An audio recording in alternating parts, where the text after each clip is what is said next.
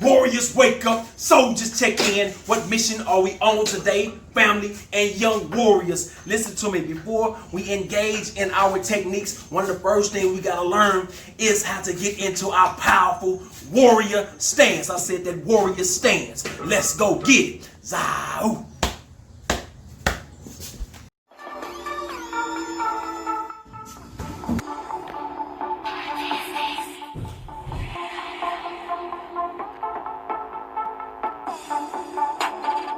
Zao, Zao,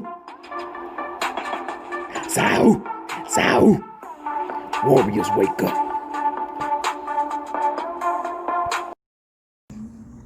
Warriors wake up, soldiers check in. What mission are we on today?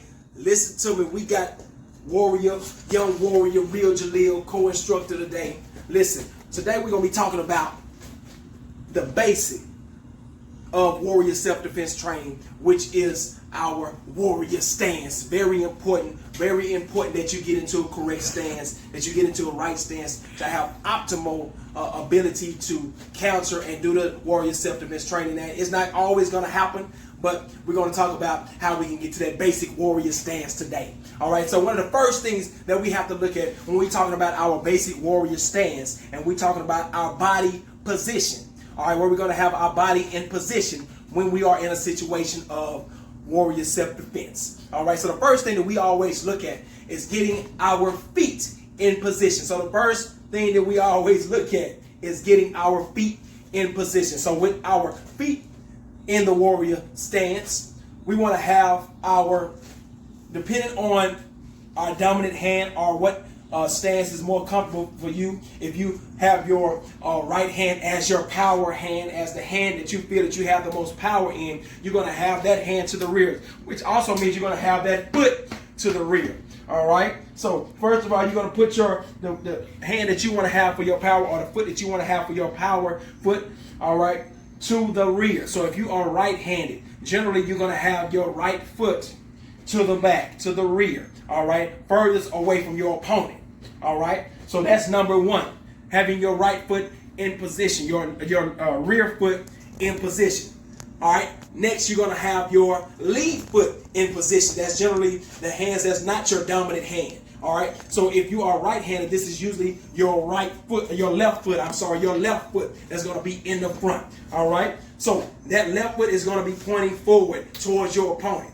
All right, so one of the things that is very important about foot positioning in the warrior stance is that you do not have your rear foot right behind your lead foot. All right, this will mess up your balance. For example, all right, you have Jaleel here. If he has his lead foot and he has his right foot right behind it, all right, he is not going to have optimal balance. All right, as you can see. However, when you put that lead foot out, you want to have a staggered angle, all right, towards that rear foot, all right. You're going to have the knees bent somewhat, all right. You're going to have the knees bent. So in this position, he's going to have more balance, all right. He still moved, but he had a little bit more balance than before, all right. Bend your knees, all right, there, all right. So he has a little bit more balance, a little bit more stability in his stance. When that lead foot when that rear foot is not directly behind that lead foot, but that there is a staggered angle between it. So that's the first thing that you want to make sure we do. So step one is making sure our feet are in a position with our lead foot, all right, pointing out towards our opponent, and our rear foot at a staggered angle, all right, from our rear foot. So let's get there now. All right, that's number one. Number two, we want to make sure our hands, all right, we make them into a proper fist. All right, a proper fist assures that your thumb is across the bridge of your knuckles. Your thumb is across the bridge of your knuckles. All right, you do not want to have them inside. I've seen this before. All right, having your thumbs inside. Guess what? That will jeopardize the safety of those thumbs. You will break your thumbs. All right, you don't want to have them up, all right, exposed above your knuckles. Why? Because you will break them if you throw a strike and it gets caught.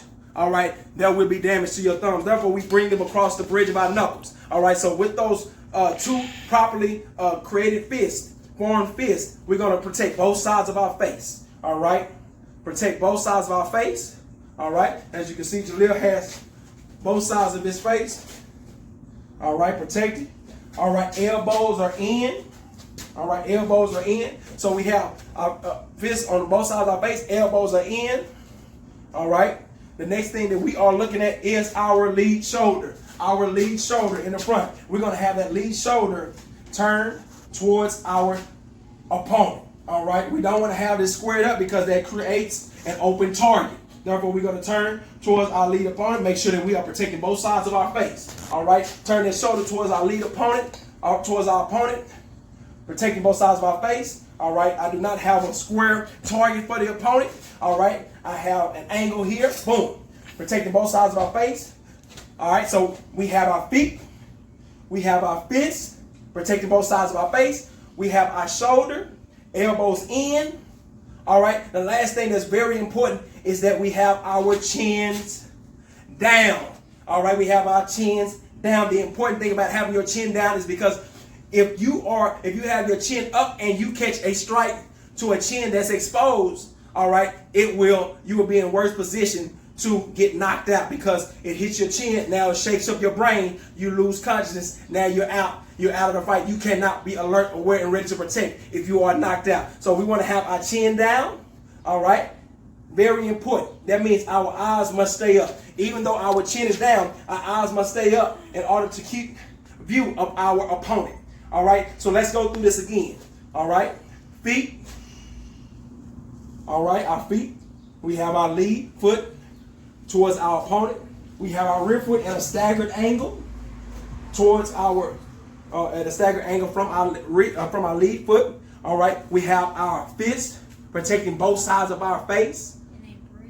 All right. We make sure that our fist, all right, our thumbs are across the bridge of our fist. Our knuckles, making sure they're not exposed for damage. All right. We have our elbows in. All right. We have our shoulder turned towards our opponent. All right. But we are still looking forward. And the last thing is making sure our chin stays down and our eyes stay up. All right. That is the warrior stance. All right. A basis for warrior self-defense training. All right. So from here, we are going to go forward and we're going to train like warriors. Let's go get it. Zow.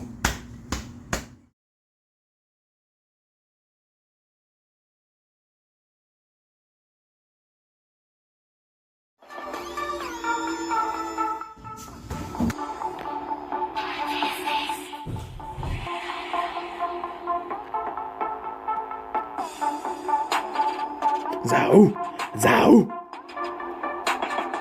zow, zow. Warriors wake up.